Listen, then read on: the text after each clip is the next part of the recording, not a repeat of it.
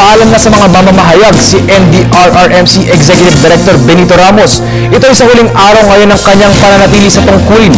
Ang ulat mula kay Aya Macalma.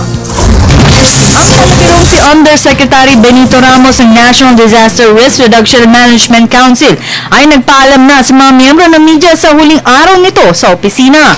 Para kay Ramos, malaki ang ginagampanan ng media sa tuwing may kalamidad sa bansa.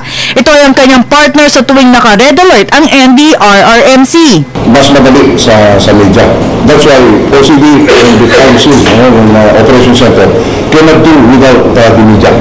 Para sa Defense Press Corps na halos araw-araw nakakasalamuhan si Ramos, walang katulad ang darling of the press dahil anumang oras ay handa siyang sumagot at magbigay ng panahon sa media. Ito ay kahit wala pa siyang tulog. Minsan rin si Ramos pa ang tatawag sa mga mamamahayag para magpa-interview. Yun ang namimiss natin. Anytime natin siya nakokontak pag may mga kalamidad at yung kanyang asikaso sa atin. Pag nandiyan tayo, hindi niya tayo pinababayaan. Ako dalawang bagay yung mamimiss ko kay sir. Unang-una, yung anytime mo siyang tawagan, kahit 10 oras siya ng gabi o alas 4 ng madaling araw, andun siya. Pangalawa, yung kahit na napakagrabe o napakalungkot ng mga balita, hindi pa rin nawawala yung sense of humor niya. Na kahit pa paano, kasi marami bumabati ko sa kanya na parang trivialize na yung mga namatay.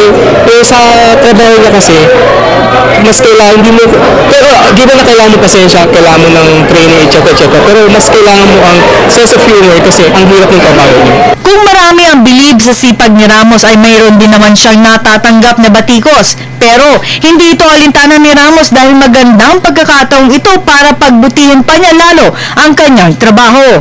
We will not be at OCD be our own skin dahil we are in government.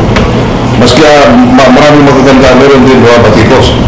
Sa ngayon ay tanging si Defense Secretary Voltaire Gasmin pa lang ang tumanggap ng resignation letter at hindi pa ito tinatanggap ng Pangulo. Ayon kay Presidential Spokesman Edwin Lacheba, maaaring manatili muna si Ramos sa kanyang pwesto hanggat wala pa siyang kapalit. We have not yet, we will let you know.